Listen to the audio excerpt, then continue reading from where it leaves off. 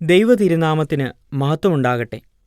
നൽമൊഴികളിലേക്ക് ഏവർക്കും സ്വാഗതം. വിശുദ്ധ വേദപുസ്തകത്തിലെ ഏതാനും വാക്യങ്ങൾ വായിക്കുവാനും ആ വാക്യങ്ങളുടെ പ്രായോഗിക വശങ്ങൾ നമ്മുടെ ജീവിതത്തിൽ പ്രതിഫലിപ്പിക്കാനും ശ്രമിക്കുന്ന ബൈബിൾ പഠന പരമ്പരയാണ് നൽമൊഴികൾ. ഈ പരമ്പരയിലൂടെ വിശുദ്ധ വേദപുസ്തകം നമ്മുടെ ദൈനംദിന ജീവിതവുമായി ബന്ധിപ്പിക്കുവാൻ ദൈവം നമ്മെ എല്ലാവരെയും സഹായിക്കട്ടെ.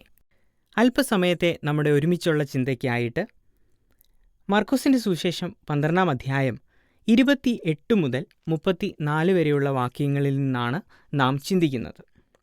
മർക്കോസിൻ്റെ സുവിശേഷം 12-ാം അധ്യായം 28 മുതൽ 34 വരെയുള്ള വാക്യങ്ങൾ. ശാസ്ത്രിമാരിൽ ഒരുവൻ അടുത്തു വന്ന് അവർ തമ്മിൽ തർക്കിക്കുന്നത് കേട്ട് അവൻ അവരോട് നല്ലവണ്ണം ഉത്തരം പറഞ്ഞ പ്രകാരം ബോധിച്ചിട്ട് എല്ലാറ്റിലും മുഖ്യ കൽപ്പന ഏത് എന്ന് അവനോട് ചോദിച്ചു. ഇവിടെ ശാസ്ത്രിമാരിൽ ഒരുവൻ അവൻ്റെ അടുക്കൽ വന്നതായി നാം കാണുന്നു. ശാസ്ത്രിമാർ എന്നു പറയുന്ന കൂട്ടർ പഴയ നിയമ പ്രമാണങ്ങൾ, ചട്ടങ്ങൾ, കൽപ്പനകൾ നന്നായി വശമുള്ളവരാണ്. ദൈവവചനം നന്നായി പഠിക്കുന്നവരും പഠിപ്പിക്കുന്നവരുമാണ്. അവർ ദൈവവചനം പകർത്തുന്നവരാണ്. ആർക്കെങ്കിലും ന്യായപ്രമാണത്തിലോ ചട്ടങ്ങളിലോ കൽപ്പനകളിലോ സംശയമുണ്ടെങ്കിൽ ശാസ്ത്രിമാരോട് ചോദിക്കും എന്ന് നമ്മൾ കാണാനായിട്ട് സാധിക്കും. ഇവിടെ അങ്ങനെയുള്ള ഒരു ശാസ്ത്രി, സമൂഹത്തിൽ നിലയും വിലയുമുള്ള ഒരു ശാസ്ത്രി വന്ന് യേശുവിനോട് ചോദിക്കുന്ന ചോദ്യം എന്താണ്? നമ്മൾ ഈ വാക്യത്തിൽ വായിക്കുന്നത് എല്ലാറ്റിനും മുഖ്യ കൽപ്പന ഏത് എന്നാണ്. ഗ്രേറ്റ് കമാൻഡ്മെൻറ്റ്, മുഖ്യ കൽപ്പന. അപ്പോൾ ഇതിൽ നിന്ന് നമുക്ക് മനസ്സിലാക്കാനായിട്ട് സാധിക്കുന്നത് അവർ ചിലത് മുഖ്യമായും ചിലത് അത്ര മുഖ്യമല്ലാത്തവയായും കണ്ടിരുന്നു എന്നുള്ളതാണ്. നമുക്കറിയാം, യഹൂദന്മാർക്ക് ദൈവമായ കർത്താവ് 10 കൽപ്പനകൾ നൽകി കൊടുത്തിട്ടുണ്ട്. ആ കൽപ്പനകളല്ലാതെ അനേകം ചട്ടങ്ങളും പ്രമാണങ്ങളും അവർക്ക് നൽകി കൊടുത്തിട്ടുണ്ട്. വളരെ വേഗത്തിൽ 10 കൽപ്പനകൾ ഏതാണെന്ന് നമ്മൾ ചിന്തിക്കുകയാണെങ്കിൽ, ഞാനല്ലാതെ അന്യദൈവങ്ങൾ നിങ്ങൾക്ക് ഉണ്ടാകരുത്, ഒരു വിഗ്രഹവും ഉണ്ടാക്കരുത്, നിന്റെ ദൈവമായ യഹോവയുടെ നാമം വൃഥാവെടുക്കരുത്, ശബത്ത് നാളിനെ ശുദ്ധീകരിക്കാൻ ഓർക്ക, നിന്റെ അപ്പനെയും അമ്മയും ബഹുമാനിക്കുക, കൊല ചെയ്യരുത്, വ്യഭിചാരം ചെയ്യരുത്, മോഷ്ടിക്കരുത്, കള്ളസത്യം പറയരുത്, നിന്റെ കൂട്ടുകാരൻ്റെ ഒന്നും മോഹിക്കരുത്. അങ്ങനെ 10 കൽപ്പനകളാണ് നാം കാണുന്നത്. അതും മറ്റ് ചട്ടങ്ങളും അവർക്കുണ്ടായിരുന്നു എന്ന് നമുക്ക് പഴയ നിയമം പഠിക്കുമ്പോൾ മനസ്സിലാകാനായിട്ട് സാധിക്കുന്നുണ്ട്. എന്നാൽ യേശുവിനോട് ഈ ശാസ്ത്രി ചോദിക്കുന്ന ചോദ്യം എല്ലാറ്റിലും മുഖ്യ കൽപ്പന ഏത് എന്നാണ്. 29-ാം വാക്യത്തിൽ അവൻ്റെ ചോദ്യത്തിന് ഉത്തരമായി ഇവിടെ യേശു പറയുന്നത്, ഇസ്രായേലെ കേൾക്ക, നമ്മുടെ ദൈവമായ കർത്താവ് ഏക കർത്താവ്. ആവർത്തന പുസ്തകം 6-ാം അധ്യായത്തിൽ നാം കാണുന്ന ഭാഗമാണ് യേശു ഇവിടെ ഉരുവിടുന്നത്. 30-ാം വാക്യത്തിൽ യേശു പറയുന്നത്, നിന്റെ ദൈവമായ കർത്താവിനെ നീ പൂർണ്ണ ഹൃദയത്തോടും പൂർണ്ണ ആത്മാവോടും പൂർണ്ണ മനസ്സോടും പൂർണ്ണ ശക്തിയോടും കൂടെ സ്നേഹിക്കണം എന്ന് ആകുന്നു. അപ്പോൾ യേശു കർത്താവ് ഇവിടെ പറയുന്ന കൽപ്പനകൾ ആരെ സ്നേഹിക്കണമെന്നാണ്? ആദ്യമായി യേശു കർത്താവ് പറയുന്നത്, നിന്റെ ദൈവമായ കർത്താവിനെ സ്നേഹിക്കണം. എങ്ങനെ സ്നേഹിക്കണം? പൂർണ്ണ ഹൃദയത്തോടെ സ്നേഹിക്കണം, പൂർണ്ണ ആത്മാവോടെ സ്നേഹിക്കണം, പൂർണ്ണ മനസ്സോടെ സ്നേഹിക്കണം, പൂർണ്ണ ശക്തിയോടെ സ്നേഹിക്കണം. നാം പഠിക്കുമ്പോൾ പൂർണ്ണ ഹൃദയം എന്ന് പറയുന്നത് എന്താണ്? വിത്ത് ഓൾ യുവർ പാഷൻ, ഇമോഷൻ എന്നുള്ളതാണ്. ഹൃദയം എന്നുള്ളത് എപ്പോഴും നാം ഇമോഷനുമായി ബന്ധപ്പെടുത്തി ആണ് ചിന്തിക്കുന്നത്. പ്രത്യേകാൽ ഹൃദയത്തിൽ നിന്ന് സംസാരിച്ചു, അല്ലെങ്കിൽ ഹൃദയത്തിൻ്റെ ഭാഷയിൽ നന്ദി പറയുന്നു.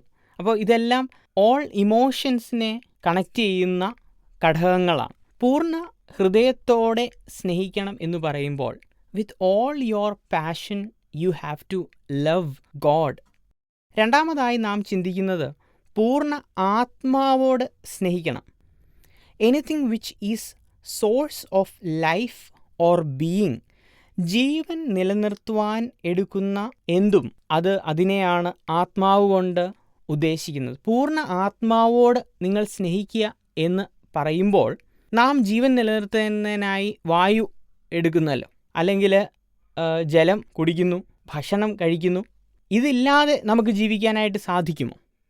അത്രയും ഇമ്പോർട്ടൻ്റായി നിങ്ങളുടെ ജീവൻ നിലനിർത്തുന്നതിനാവശ്യമായ ഘടകങ്ങൾ എന്തൊക്കെയാണോ അതിൽ പ്രകാരം അതുപോലെ തന്നെ നിങ്ങൾ സ്നേഹിക്കുക. അതായത് ജീവന് തുല്യം, വേറൊരു അർത്ഥത്തിൽ, വേറൊരു പ്രയോഗത്തിൽ പറഞ്ഞാൽ, ദൈവമായ കർത്താവിനെ ജീവന് തുല്യം സ്നേഹിക്കുക എന്നുള്ളതാണ്. അല്ലെങ്കിൽ ജീവനേക്കാൾ സ്നേഹിക്കുക, പൂർണ്ണ ജീവനോടെ സ്നേഹിക്കുക എന്നൊക്കെയാണ് അതിൻ്റെ അർത്ഥം.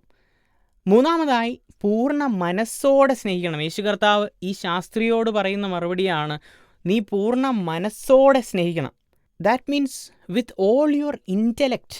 അന്ധമായി ദൈവത്തെ സ്നേഹിക്കുക എന്നുള്ളതല്ല. It is not loving God blindly but by all your intellect. ചിലപ്പോഴൊക്കെ നാം തമാശ രൂപത്തിൽ പറയാറുണ്ടല്ലോ, എനിക്ക് മനസ്സില്ല, അല്ലെങ്കിൽ ആ കാര്യം ചെയ്യാനായിട്ട് എനിക്ക് മനസ്സില്ല എന്ന് പറയാറുണ്ടല്ലോ. പൂർണ്ണ മനസ്സ് എന്ന് ഉദ്ദേശിക്കുന്നത് intellectually we should love God എന്നുള്ളതാണ്. പൂർണ്ണ ശക്തി എന്നുള്ളത് with all intensity, with all energy and ability you should love God എന്നുള്ളതാണ്. പ്രിയമുള്ളവരെ, അല്പസമയം നമുക്ക് ഈ വാക്യത്തിൽ ഒന്ന് ചിന്തിക്കാനായിട്ടാണ് ഞാൻ ആഗ്രഹിക്കുന്നത്. നാം നമ്മുടെ ജീവിതത്തിൽ ദൈവത്തെ പൂർണ്ണ ഹൃദയത്തോടെ സ്നേഹിക്കുന്നവരാണോ? Are we loving God with all our heart, with all our emotion, all our passion? Are we loving God? നമ്മൾ പൂർണ്ണ ആത്മാവോട് സ്നേഹിക്കുന്നവരാണോ? ജീവന് തുല്യം അല്ലെങ്കിൽ ജീവനേക്കാൾ ദൈവത്തെ സ്നേഹിക്കുന്നവരാണോ നാം? അതുപോലെ നാം ചിന്തിക്കേണ്ട കാര്യം, വിത്ത് ഓൾ ഇൻ്റലക്റ്റ്, ഈ ദൈവത്തെ പൂർണ്ണ ഇൻ്റലക്റ്റോടുകൂടി, പൂർണ്ണ മനസ്സോടുകൂടിയാണോ സ്നേഹിക്കുന്നത്? ഹാഫ് മൈൻഡഡ് ആയിട്ടാണോ നാം സ്നേഹിക്കുന്നത്, അതോ ഫുൾ മൈൻഡഡ് ആയിട്ടാണോ നാം ദൈവത്തെ സ്നേഹിക്കുന്നത്? നാലാമതായി നാം ചിന്തിക്കേണ്ടത്, with all our strength, with all our ability, all our talents. നമ്മുടെ ജീവിതത്തിൽ നമുക്ക് ആയിരിക്കുന്ന എല്ലാ ഇൻറ്റൻസിറ്റിയോട് കൂടെ, എല്ലാ എനർജിയും എടുത്താണോ നാം ഈ ദൈവത്തെ സ്നേഹിക്കുന്നത് എന്ന് നാം ചിന്തിക്കേണ്ടത് ആവശ്യമാണ്. വേദപണ്ഡിതന്മാർ പറയുന്നത് 10 കൽപ്പനകളുടെ ആദ്യ 4 കൽപ്പനകൾ ഈ ഒരു വാക്യത്തിൽ യേശു കർത്താവ് ഉൾക്കൊള്ളിച്ചിരിക്കുന്നു എന്നുള്ളതാണ്. ആദ്യത്തെ 4 വാക്യങ്ങൾ, ഞാനല്ലാതെ അന്യദൈവങ്ങൾ നിനക്കുണ്ടാവരുത്, ഒരു വിഗ്രഹവും ഉണ്ടാക്കരുത്, ദൈവമായ കർത്താവിൻ്റെ നാമം വൃഥാവെടുക്കരുത്, ശബത്ത് നാളിനെ ശുദ്ധീകരിക്കാൻ ഓർക്കാം. ആദ്യ 10 കൽപ്പനകളിലെ ആദ്യ കൽപ്പനകൾ, ഈ ആദ്യ കൽപ്പനകൾ ഈ ഒരു വാക്യത്തിൽ ഉൾക്കൊള്ളിച്ചിട്ടുണ്ട് എന്നാണ് വേദപണ്ഡിതന്മാർ അഭിപ്രായപ്പെടുന്നത്. 31-ാം വാക്യത്തിൽ നാം വായിക്കുന്നത്, രണ്ടാമത്തതോ കൂട്ടുകാരനെ നിന്നെപ്പോലെ തന്നെ സ്നേഹിക്കണം എന്നത്രേ, ഇവയിൽ വലുതായിട്ട് മറ്റൊരു കൽപ്പനയുമില്ല എന്ന് ഉത്തരം പറഞ്ഞു. കൂട്ടുകാരനെ നിന്നെപ്പോലെ തന്നെ സ്നേഹിക്കണം. ഈ വാക്യം നാം ചിന്തിക്കുകയാണെങ്കിൽ നമുക്ക് കാണാനായിട്ട് സാധിക്കുന്ന ഒരു കാര്യമെന്ന് പറയുന്നത്, ആരെയാണ് ഈ ലോകത്ത് ഏറ്റവും കൂടുതൽ നാം സ്നേഹിക്കുന്നത്? നമ്മുടെ മാതാപിതാക്കളെയാണ് എന്ന് പറയുന്നവരുണ്ട്, നമ്മുടെ കൂട്ടുകാരെയാണ് നമ്മൾ സ്നേഹിക്കുന്നത് എന്ന് പറയുന്നവരുണ്ട്. പക്ഷേ ഒരു വാസ്തവം, ഒരു സത്യം എന്ന് പറയുന്നത്, ഈ ലോകത്ത് നമ്മെ തന്നെയാണ് എല്ലാവരും ഏറ്റവും കൂടുതൽ സ്നേഹിക്കുന്നത്. We love ourselves more than anything or any one.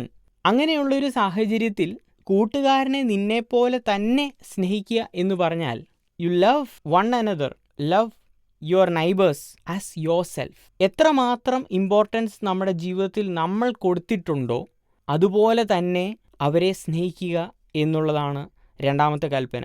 വേദപണ്ഡിതന്മാർ പറയുന്നത് 10 കൽപ്പനകളിലെ അവസാനത്തെ 6 കൽപ്പനകൾ ഈ ഒരു വാക്യത്തിൽ ഉൾക്കൊണ്ടിട്ടുണ്ട് എന്നുള്ളതാണ്. പരസ്പരം നാം സ്നേഹിക്കുന്നവരായിരിക്കണം. ആദ്യത്തെ കൽപ്പന എന്ന് പറയുന്നത് യേശു കർത്താവ് പറഞ്ഞു, ദൈവത്തെ സ്നേഹിക്കുന്നവരായിരിക്കണം. രണ്ടാമത് കൂട്ടുകാരനെ സ്നേഹിക്കുന്നവരായിരിക്കണം. 10 കൽപ്പനകൾ വളരെ അച്ചടക്കത്തോടും പഠിക്കുകയും പഠിപ്പിക്കുകയും പ്രമാണിക്കുകയും ചെയ്തിട്ടുള്ള പരീശന്മാർ, ശാസ്ത്രിമാർ, മറ്റുള്ള ആളുകളുടെ നടുവിലേക്ക് യേശു കർത്താവ് ഇതിനെ സ്നേഹത്തിൻ്റെ ഭാഷയിൽ എക്സ്പ്ലെയിൻ ചെയ്യുന്നതായിട്ട് നമുക്ക് കാണാനായിട്ട് സാധിക്കും. Jesus Christ explains the law in the terms of love. സ്നേഹത്തിൻ്റെ ഭാഷയിൽ, സ്നേഹത്തിൻ്റെ വാക്കുകളിൽ ഈ കൽപ്പനകളെ യേശു കർത്താവ് അവരുടെ മുമ്പിലേക്ക് വെക്കുകയാണ്. നീ ദൈവത്തെ സ്നേഹിക്കുക, നീ കൂട്ടുകാരനെ സ്നേഹിക്കുക. ഇതാണ് ഏറ്റവും വലിയ കൽപ്പന. 32 വാക്യം നാം വായിക്കുമ്പോൾ, ശാസ്ത്രി അവനോട്, നന്ന്, നീ പറഞ്ഞത് സത്യം തന്നെ, ഏകനേയുള്ളൂ, അവനല്ലാതെ മറ്റൊരുത്തനുമില്ല. അവനെ പൂർണ്ണ ഹൃദയത്തോടും പൂർണ്ണ മനസ്സോടും പൂർണ്ണ ശക്തിയോടും സ്നേഹിക്കണം. തന്നെപ്പോലെ കൂട്ടുകാരനെ സ്നേഹിക്കുന്നതും. 32 വാക്യം ഇപ്രകാരമാണ് പറയുന്നത്, ശാസ്ത്രി അവനോട്, നന്ന്, ഗുരോ, നീ പറഞ്ഞത് സത്യം തന്നെ, ഏകനേയുള്ളൂ, അവനല്ലാതെ മറ്റൊരുത്തനുമില്ല.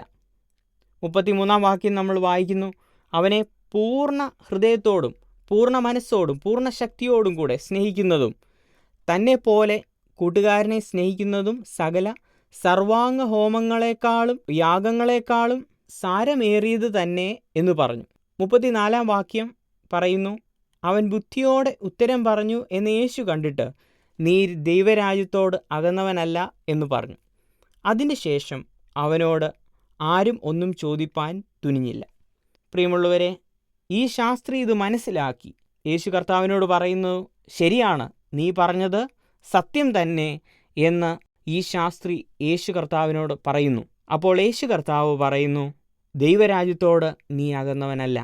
അതിനുശേഷം അവനോട് ആരും ഒന്നും ചോദിപ്പാൻ തുനിഞ്ഞില്ല എന്ന് നാം കാണുന്നു. വളരെ വേഗത്തിൽ ഈ ചിന്ത ക്രോഡീകരിക്കുവാനാണ് ആഗ്രഹിക്കുന്നത്.